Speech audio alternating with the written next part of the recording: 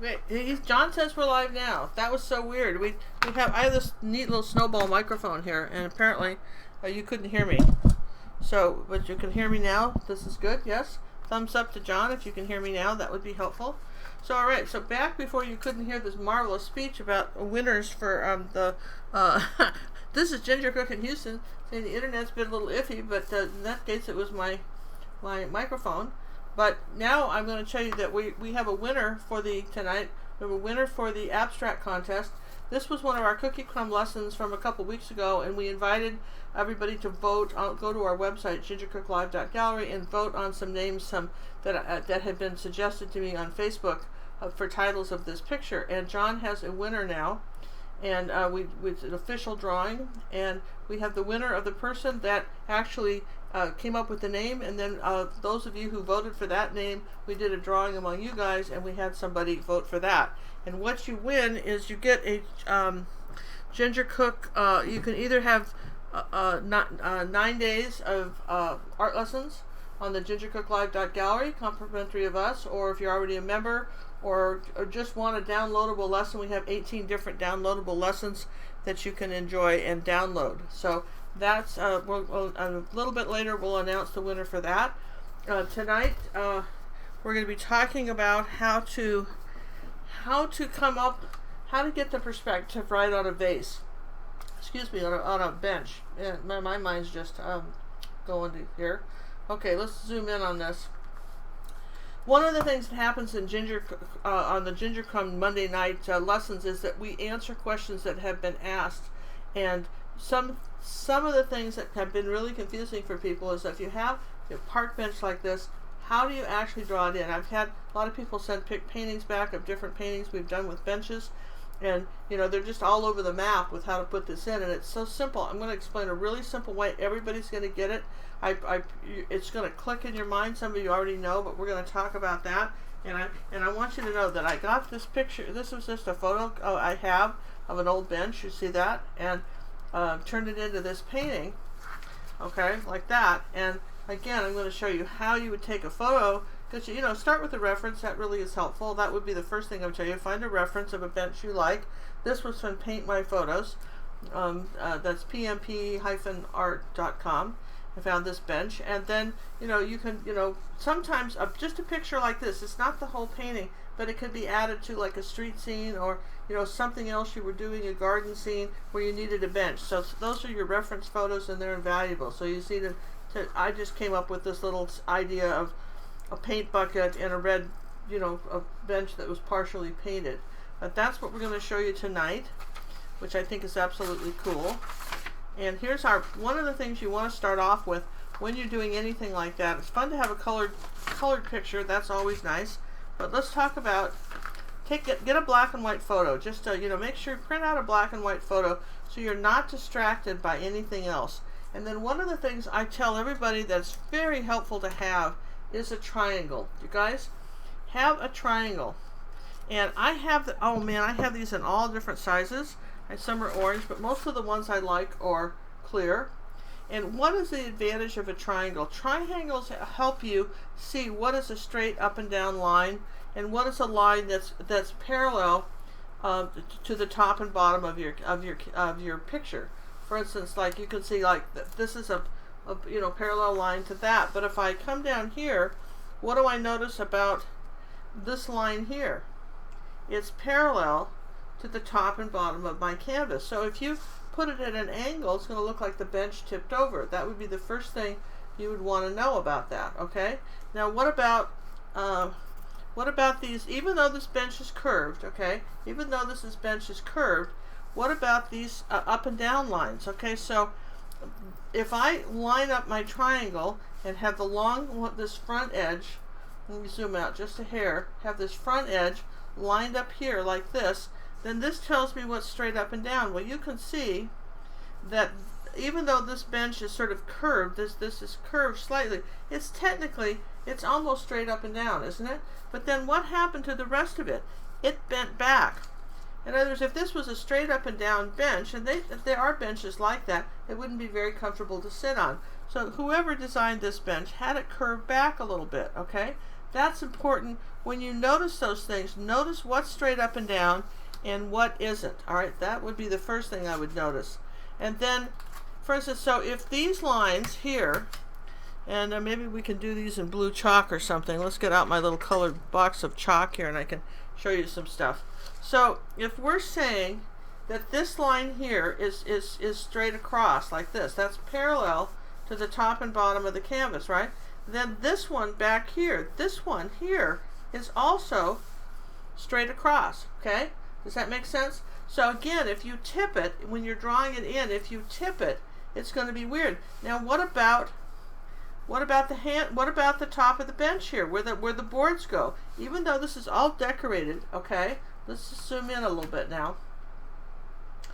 Let's just zoom in, zoomy. Even though this is all decorated, we're going to go here like this. If I draw a straight line like that, again, this is a twin of this line. And the same here. This is a twin, this one up here at the end of the bench. This is a twin of this line, and it's parallel to the top and bottom of the canvas. It's important that these lines are right. Now, again, here's our little triangle here.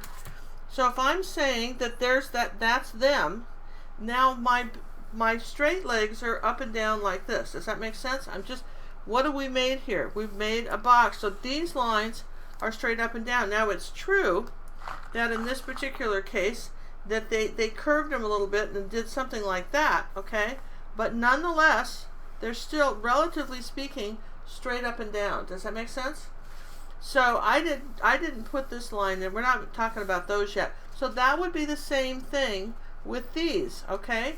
So these lines, technically, even though they curve, they're basically straight up and down. Does that make sense? And this back one really is straight up and down. That back one, you don't even see it. You see? Now I'm going to kind of, dissect this a little bit. Straight up and down. So then the big issue comes, yeah, but, okay, then what about these arms? Well, it's true they dip down, but let's just get our triangle out again. And I'll talk about that, because this is key here. All right, so here's my triangle. I've lined it up. Now, for the most part, this arm right here is straight. Do you see that? Let's just do a light line here. Do you see this is straight? Now, yes, it came up. They had it come up. It came up and then curled back down here like this. And then they had some little swirly things, some decorations. But it's still straight up and down. The same thing here. See, it's straight here like that. Do you see that? And then it curls up and curves. And then I think they have it curved down here like that down onto your bench. But it's still, this part and this part of the arm is straight up. I don't care how fancy the bench is. This is straight, and now it may be curving up like this a little bit. Now what happened is that we said that this bench was going back a little bit, all right, like that, okay? So what you can do when you're looking at something like this is figure out in relationship to your picture how far back it's going, kind of get the angle so that you're going to, at some point you're going to have to kind of eyeball that in and say, okay, this is going back, and that's what you know for sure.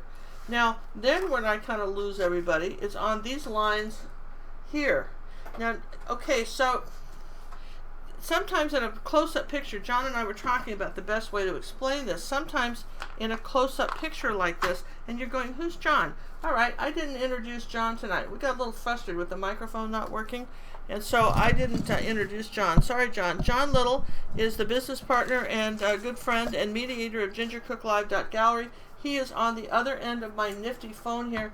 He's the one that let me know that we didn't have any sound coming out, and then we had to make some adjustments. And if you have a question, John will answer it if he can. Otherwise, he will say it to me. There's about a 1-minute delay between where we are and where you are, apparently. So just be patient. We'll try to answer your questions as they go. But I wanted to just kind of clarify this. So now here's a long.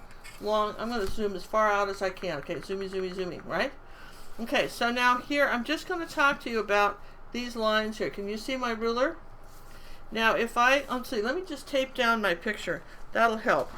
I'm going to just tape the picture down so the picture doesn't move, and I can show you a little trick.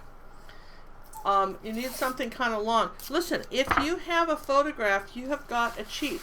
They have told you where everything is. You just have to look at the photograph. The photograph told you everything you need to know about this picture. So let's just take some tape, and we're going to tape the picture down like that, so it's kind of straight here. Okay, all right. Now, see, I've got my T-square. Now, what I need to do is see where. See, I'm going to line up. Let's say this line right here. See where my finger is? Let's move the turtle. Now, if I move this like this, and this like this, and like this, look what happened to these lines. Do you see what happened to these lines? Because my vanishing point is back here somewhere, okay? Where my finger is, okay? But then all these lines, even this one, and I'll draw them in for you. Look at this. Okay, so I'm going to say, here's this one. You can see this. I just did a line. I do a line like this, right? All right, and okay. Now I'm coming up here to the board. See there? Here's the first board. Okay. Coming up here to the second board. Here's the second board. Coming up here to this board. Do you see what happened? Okay. Here's this board. Here's this board. Here's this board. Ooh, look at that. Okay. Do you see how it all spun on an axis right there from this spot? So you find where that is, and then make sure that your boards are doing that. And remember, they end up into, this is straight across. This is where people lose it. They want to tilt it, but this is straight across or parallel to the top and bottom of the canvas. That's the key thing here. That's what I really wanted to show you. And can you just sort of eyeball it in? Sure, when it's this short, you can eyeball it in. But if you want to double check yourself, that's the way to do it. You know, if you're not sure if you eyeballed it in right, then get something long and make sure that that's working for you. And I hope that that's a very good explanation of how to do that. Now, one of the reasons, I'm just going to say something real quick too about this picture. One of the reasons that some of you may like this painting, I don't know if you do, but it's those of you who kind of like it, those of you who think it's kind of nice, I want to talk to you real quick about that. I want you to notice the colors. I mean, I don't know. This photograph wasn't all that interesting, and neither was this. I mean, what are you going to do with that? It doesn't make a painting. So as artists, you have to come up with what makes a good painting. Well, one of the things that can make a good painting is tell a story. You know, so in this case, we told the story of the the little paint bucket.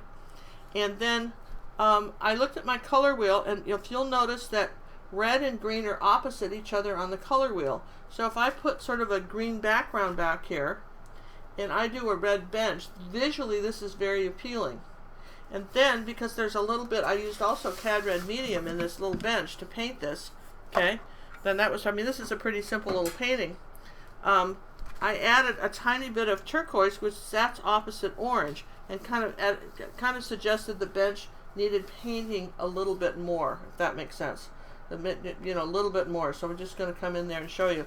But this was all based off the color wheel. If you remember the parrot we did a couple weeks ago, that again was green. I mean, it was all based off the color wheel, your complementary colors. In other words, colors that are opposite each other on the color wheel, they look nifty together. They just do. Purple and yellow, turquoise and orange, red and green. Those are, and that's what makes that. People say, I don't understand how to make good colors in the paintings, but it does make for a good painting. Okay, John, shall we tell people who our winner is now of our contest? Let's just announce our winner here. Okay. All right. Let me find my paper. Okay. Which was what? All right, I'm looking for my. You know, I had everything a while ago. I'm looking for our papers. Gosh, okay. Really? Still looking for that stuff? Okay, alright, you guys. Here it is. Here it is. The winning title for this picture was Mystical Storm. Who? And who came up with that? John, who came up with the mystical title? Angela Lucas came up with the winning title. Let me move some of those stuff out of the way here. I'm still looking for my papers here, but I don't see them. Extraordinary. Okay, they must be in the drawer. Here. Okay, so here's the deal. So, so it's Lucas, right? Angela Lucas? So, Angela, you have your choice of, you can go to gingercooklive.gallery, and you can, we'll give you a code and let us know if you would prefer 9 days of art lessons just on us. And you have access to over 160 videos during that 9 days, all our lessons, and you can watch them as often as you want. They're not, or if you're one of those people, maybe you live in the country, would like to download a lesson, you can look in our store, and we have over 18 different lessons that you can download, and we just added 2 or 3 new ones this week. One of the things we added was the garden chair, which I think is a really cool one. Let me zoom out on that. Zoomy. That's a new 8x10 garden chair. So we have some beautiful lessons, and those range anywhere in value from $8 to $15.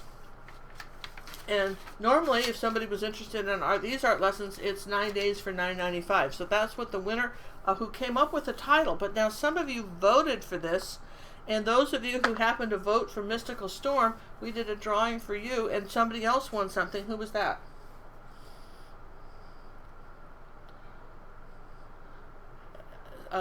Barbara Addox,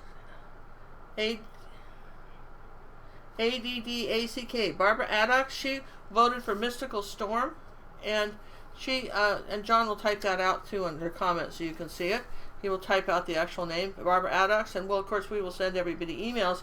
Barbara also has the choice of either the 9 days of art lessons or downloading one of our nifty self-contained videos that you can own forever, art lesson that you can own forever. So we want to thank everybody for playing and participating in our contest. We think this was fun, and we came up with some beautiful names, so we're happy to have Mystical Storm. We will add that to the Ginger Cookie Crumbs now as the title of the picture, because you want to know how to paint this. It's under how to paint an abstract on YouTube. This is a complete 100% video on how to do that. If you haven't tried this yet, this is really fun, and it's 8x16. So that being said, we have a featured lesson coming up this week. Everybody's been waiting for this. This is our garden steps. This will be released to our members. Our members are people who subscribe to our website, gingercooklive.gallery, on a monthly basis. We give a discount to seniors and in the military, $19.95 a month. And what you get with that is a personal art coach. You can send me your artwork and I will comment on it. Somebody wrote us the other day and said, I have sent you some stuff and I haven't heard back. And I want to say this as a shout out to my members here.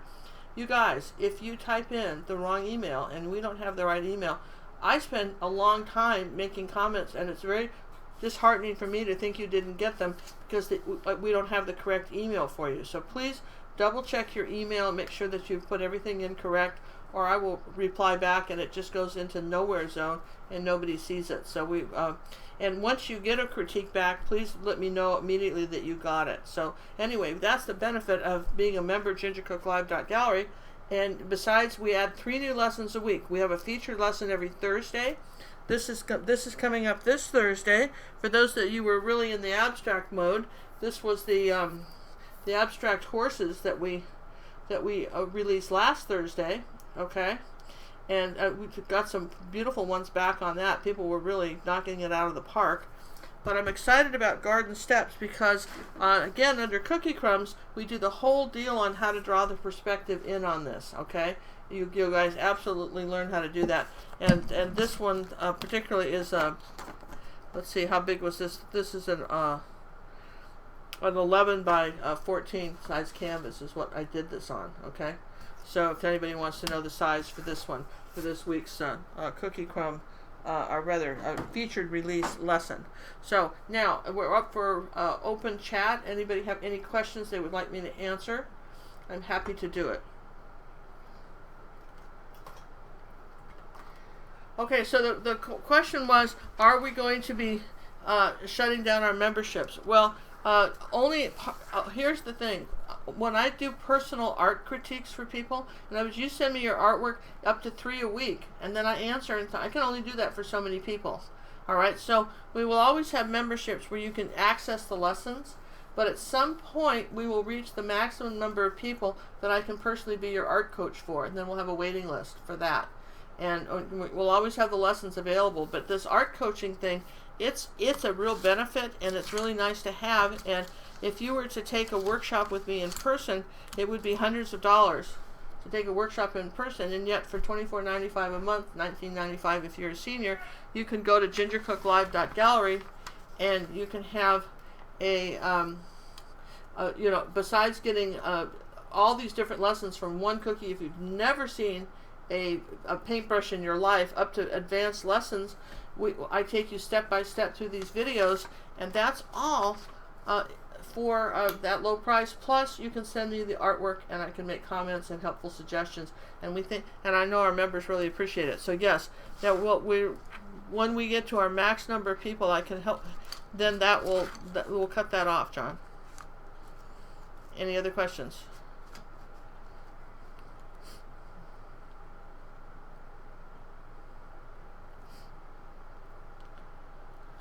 What do you use a round palette knife for? I've got a bunch of different palette knives, okay?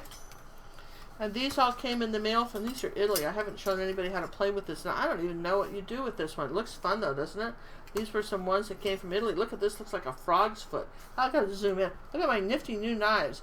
So basically, I just tell you, the palette knives I use 90% of the time are ones like this, and ones like this that patterned after Bob Ross, and ones like this. When I'm doing palette knife painting, this is what I use them for. So what do you use a round one for?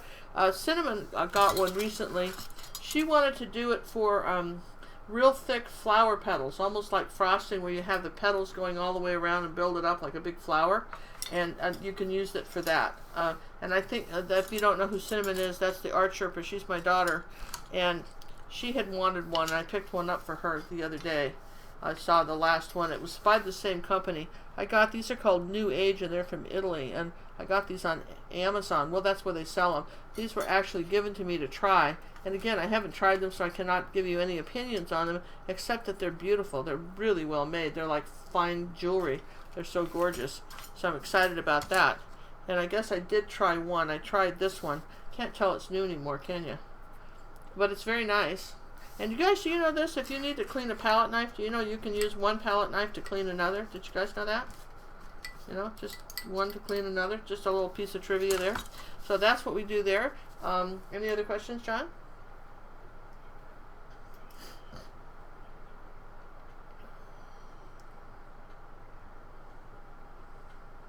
All right, so the question is, this is a really good question. What color would we mix to get a good blue-green, to get a complement, that would complement orange? I love that question, John. I think that's the question of the night so far. That person is a winner. Whoever asked that, you may go to our gallery and email us at gingercooklive.gallery under Contact Us and say you asked a really nifty question, and we will send you a code if you tell us which one you'd like of one of our or a 9-day pass. Either one. You can have the 9-day pass, or you can have one of our downloadable videos for asking that nifty question. How cool is that? So I'm going to answer that right now. So first off, to go with orange, you want some sort of turquoise. So you're going to want to start with phthalo blue. That's an absolute must. And you're going to want white. Okay, you're going to want white, phthalo blue, and a tiny bit of yellow. Okay. Now, you can buy a turquoise blue, but I want to mix it. Now, let's see. I put all my paints here where I can find them easily in my little bucket. And I think one must have fallen out when we were doing all this shuffling. Oh, there goes the phone. When I'm doing all this shuffling around here of stuff. Let me just see if I can find my phthalo blue. Oh, it fell out. See, I knew it. It fell down on the floor. All right, so got it. All right, so here's what you need to appreciate. If you're talking about mixing a color, this is a double whammy question here. Okay, here's a grayscale. So imagine that if your blue is going to fall on this, it's a turquoise, it's going to fall on this side of the grayscale. And again, what are we talking about? Okay, let's go back to the black and white photo of our bench, okay? Here's our bench black and white photo. So, all right, so if in, see, so some things are darker gray and some are lighter gray. So if your color, which is turquoise, is going to fall on this side of the grayscale, which it will, okay, then you must start with white first. Okay, so this will keep you from wasting a lot of paint, mixing paint. So people waste too much paint. So what you want to do is going to be 99% white and something else, or 98, and then maybe a little bit of phthalo blue. Phthalo blue is really strong. Okay, so that's a pretty good turquoise, but it's not as turquoisey as it could be. So if we take like a teeny bit of yellow to it, teeny bit of yellow, we get a beautiful turquoise blue. Now if I want to add a little bit more blue, I can brighten this up a little bit. There's my turquoise, and it's just stunning. So there, and let's give you a little bit, let's just show you the contrast in the orange. So your orange color is Cad Red Medium, all right? You could use red with yellow, but Cad Red Medium is my favorite. This is a must-have color, I feel.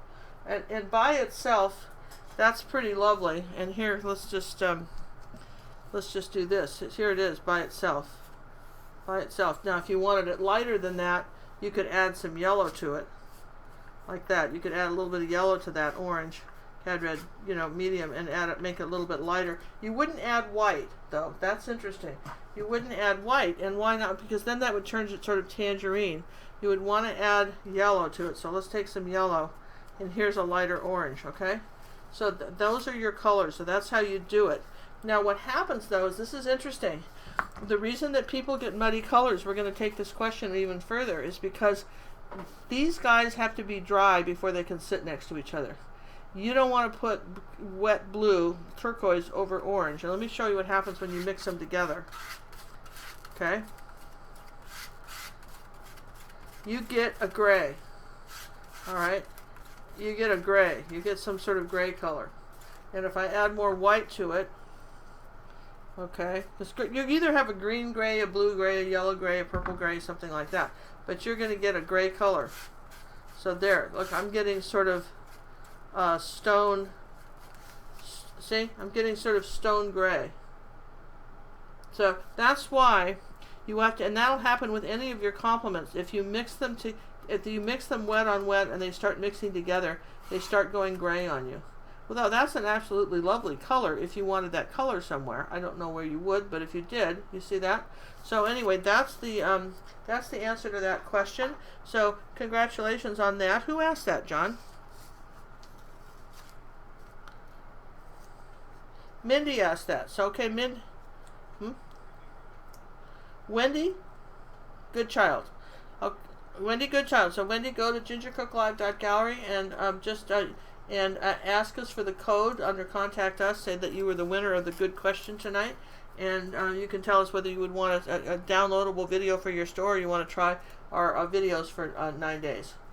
Okay, so that we think we thought that would be a nice thing to do. So any more questions, John? Full house today. Okay.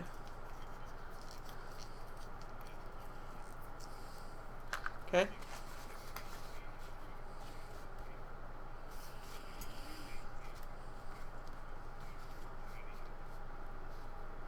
Okay, this is a good question. So somebody wanted to know, you see, you're starting off with a white canvas. Let's just talk about that for a minute. Canvases are white because they come from the factory gessoed. And the thing of it is that from brand to brand, whatever white junk they're putting on the canvas is anybody's guess. I know what it's supposed to be, but who knows what it is really, okay?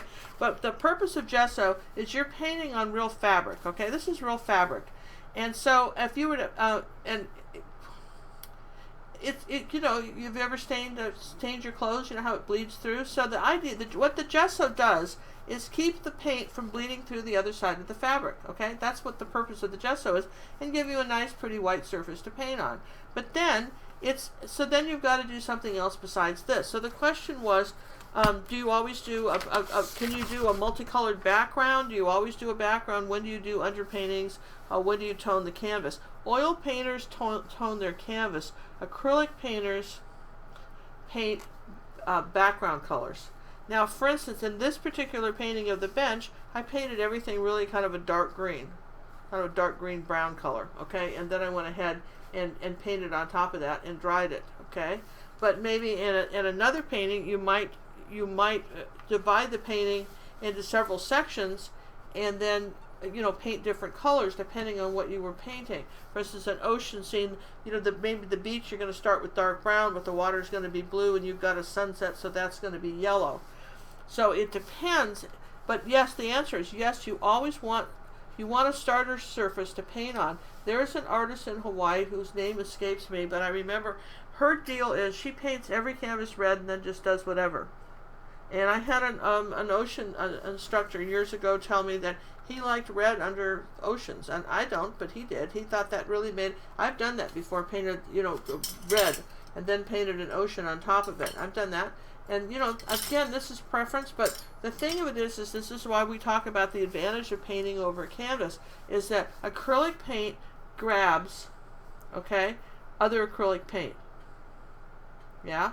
So, like, for instance, where I love the stuff that I put all my stuff out. Now I don't see it. I've been throwing stuff on the floor like crazy, John. Things have been falling. What can I show you? Here. Well, in this picture, for instance, everything is layered on top of everything else in this painting. It's all layered, but the sky was painted a different color than the wall. The wall was painted something. I started off here with very, very dark colors for this part of the canvas, but I came up on this part with blue. But you do want something, all right? You do want to have something on your canvas. And again, if you can just paint over an old canvas, and some people have said, well, why not gesso it again? Well, what would be the point? Then you have to put the paint on top of the gesso. You might want to just paint it a solid color. And so then the last question John said somebody asked was, well, if there's a solid, why not just paint everything dark brown or blue or something? Well, I guess if you knew what you were going to be painting next, I'm always pretty safe painting something dark brown, because I use that a lot. Yellow's expensive, so that's a good question too. No one's asked it, but I'm going to answer it. So what if you have a big canvas, 30 by 40, and you have to paint it yellow? Well, you know, yellow is like one of the most expensive colors in the box, okay? Oh, speaking of box, I had a new thing I was going to open and show you guys. I got a present. I'm going to show you what I'm telling you. My new present. I thought we'd do an unveiling. John hasn't seen it. Okay, so you ready for this? So I got myself a new toy here. Okay, so this... Ooh, what did I get? Okay, so I've got a zombie to lie on my bench. Okay, now what he is, now don't go ahead and laugh. What he is a pencil holder. Look at that. He's a pencil holder. Is that fun or what? Because, there you go. There's my pencil holder. You want one for your desk, John? And I was worried that maybe I'd gross you guys out, but Cinnamon kept saying that this is your set, Mom. You should have better stuff. And I had the friendly turtle to put stuff on, which was nice. So you can put a little something, rest of the thing. But now I've never can find my pencil, so now I've got a zombie pencil holder. I thought you'd like that. Sort of fun, right? Okay, did that answer the question about the backgrounds? Do you think that was clear? Okay.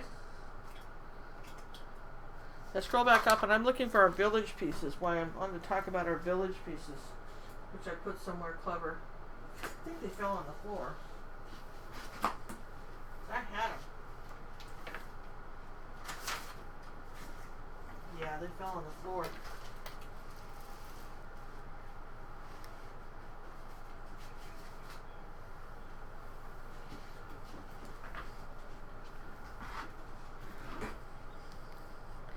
Okay, so this was the question. Some people like this bench, and for other people, you know, colors we all see colors differently. So the question was, what if you didn't want this to be bright? Oh, not so bright. So what do? So how do you tone down a color? A lot of people just put black in it, but oh no, friends, this is not what we do. You look on your color wheel and say, what is the opposite of red on my color wheel? It's green. So if you add green to red, you kill it. So teeny tiny bits of green, 1 or 2%, will tone down the red. and then you just keep adding it in until it's a color that makes you happy. Now also, as a highlight on this color, I added Cad Red Medium, so I really, really punched this up for the color, okay? But that may not be what you wanted to do, and that's okay. If you want a more subdued color, now the other thing you can do, okay, this is really cool. The other thing you can do, you guys, is you can add what we call a mother color, or a unity color. And unity colors, you mix a little bit of a unity color with everything. It's just like adding salt to food, okay? So raw umber is a great unity color. And you add a little tiny bit of raw umber to every color you make, and it makes it seem kind of ages the color, tones it way down, all right? And then where your center of interest is, in a couple places, you leave it out, and the painting will really pop if you do that. So that's another really good tip, is to use it. Raw umber's a good unity color. Gosney purple makes a good unity color. Payne's gray is a unity color, though I don't like it because Payne's gray is black and ultramarine blue, but it does make a unity color. Those are what we call unity colors, or mother colors, where you add them to your whole palette and leave them off in a few places around your center of interest. Okay, so we're doing that.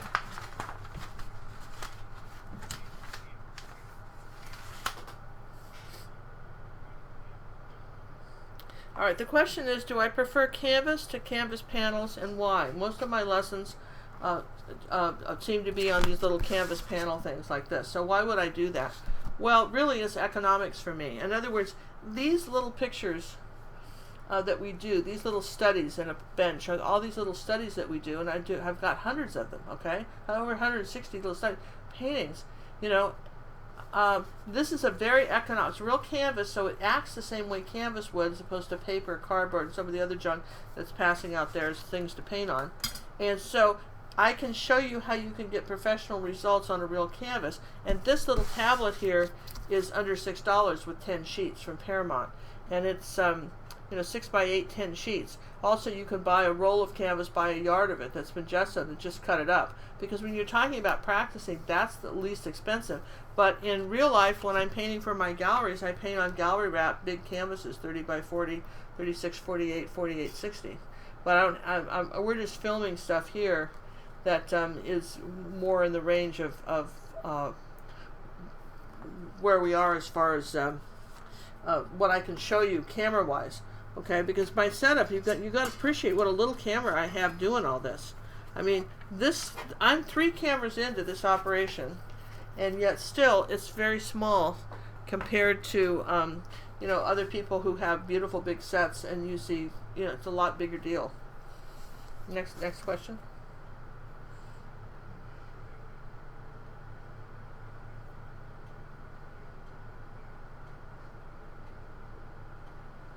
Somebody said they made a gorgeous turquoise using phthalo green, blue shade, and white. Phthalo green is a very, very bright color. It's a beautiful color, but it's really bright. And so you can get a pretty, she added some blue to it and white, and you can get a good turquoise with that, absolutely can. And then Matisse makes something called Southern Ocean Blue, which is just that, by the way. It's phthalo blue, phthalo green, and white. So yes, that's what Southern Ocean Blue is. So yes, you can get a beautiful turquoise using that color too. And the thing of it is that I normally just don't buy greens, though I do use phthalo green in oceans. Yeah, that's a nice bright turquoise. Absolutely, that's a good turquoise. Absolutely get that turquoise color with that. Okay.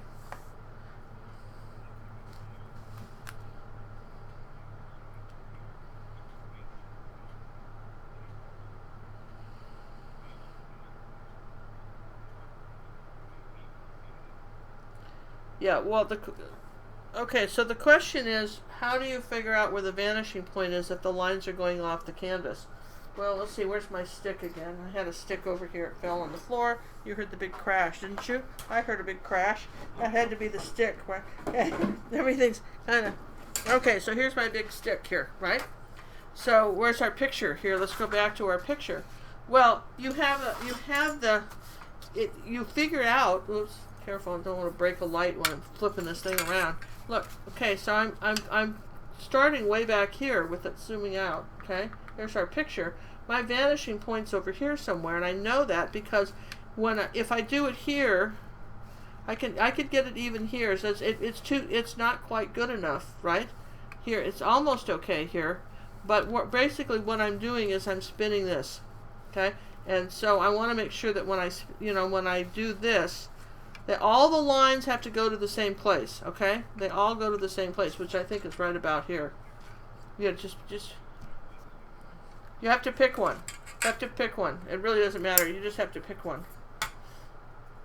Okay? You just really need to pick one.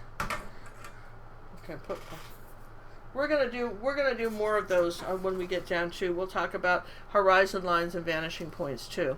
But the main thing that I see most people are pretty good with this directional stuff. They lose it here. Where people screw this up is they lose it on the up and down, the straight up and down lines, and the fact that these lines have to be parallel to the top and bottom of the canvas. It's really important when you're drawing anything to understand where your lines are in relationship to everything else in your picture.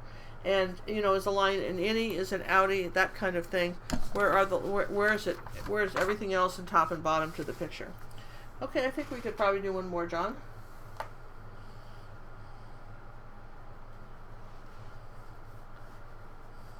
We're talking about it. Okay, so if anybody came in late while he's looking for another picture canvas, we do have the winner of our contest for the name the picture, the abstract, which was what was the name? Mystical Storm. It was Mystical Storm. Where is Mystical Storm? Where did Mystical Storm go? I just love this. Everything's within a foot of me, right? This is, let's turn it upside down. Mrs. Mystical Storm. This is the new name for our abstract. If you want to know how to paint that, that's over here on YouTube.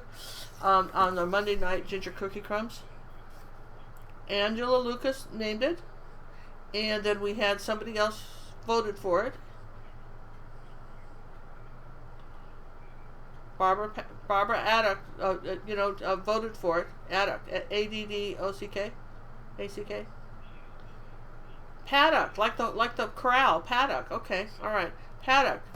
She voted for it, and we will send you guys emails, confirmation emails on that. But just to let you know, and we'll announce this again tomorrow, because we'll be live tomorrow with another great class. And tomorrow will be a live thing. I think because of the stuff that came out, what we're painting tomorrow, nobody else has seen this. I haven't posted it anywhere. What we're painting tomorrow is, I thought this was sort of pretty. We're going to do this sort of tropical scene. It's summer. I'm sort of in the mood for the tropics. I think I need a vacation. You can see I'm getting a little desperate here for a vacation with my little pencil holder. Ginger's sort of losing it here. So here we go. We've got this neat little stream here. And I'm going to talk to you about, we've always talked about mixing white. I'm going to talk to you tomorrow about zinc white and why you might want zinc white. Ooh, okay. So, and we're going to talk about just doing this little stream, and we'll just do a quick little picture tomorrow of, using zinc white to push out the background. Somebody asked me about that today. We're going to push out the background in this and show you how we can use zinc white in our water to do this little, it's called Stepping Stones is the name of this piece. That's going to be tomorrow night at 7:30. So, last question, John, before we close.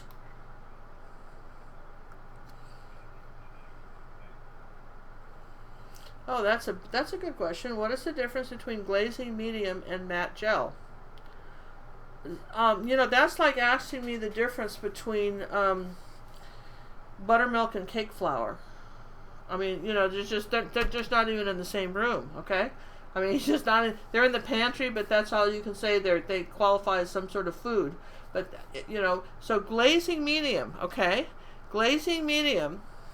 It actually says it on the jar. This is called gloss medium and varnish, which can be substituted for glazing medium. It's not perfect, but you can use it for that. But glazing medium is in the jar. It's in a jar. It pours out. You add it. Okay, when you want to glaze something, let's glaze this. Shall we do this real quick? Oh, I can wipe it off. Let's glaze something real quick, and I'll show you what I'm talking about. If I wanted to tone, say, this rock back and make it blue, okay? I wanted to give it a blue tone, but I didn't want to paint over it, okay? So I would put out a transparent color like ultramarine blue, all right?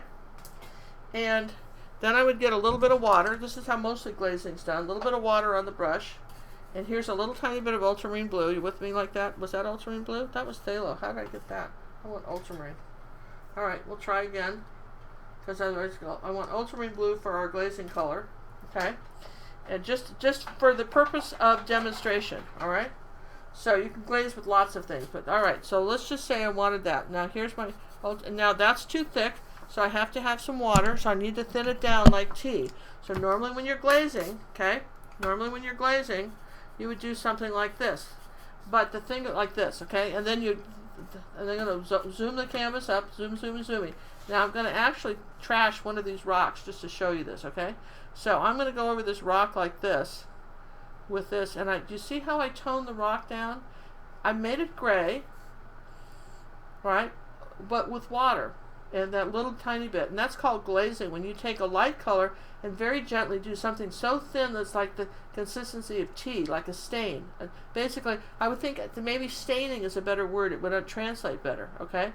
But now, the problem with that is that with acrylics, if you use too much water, you lose, if you need a really thin glaze, it will not bind anymore. It won't stick to the other, it won't grab the other paint. Okay, so then you're in trouble because now your paint's going to come off.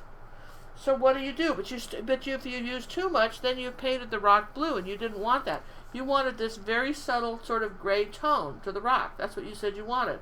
I'm going to wipe this off here because it's dry. Okay, so that being said, what you do is glazing medium allows you, because it dries clear, it allows you to put a few drops out on your plate like this. Put a few drops out on your plate and take your paint like this, and you can make it as thin as you want like this, and you can even have it thinner than that. You can have the thinnest, the most, almost like so thin, such a small amount of pigment that it's just nothing. So I'm going to show you that here, just a small amount of pigment.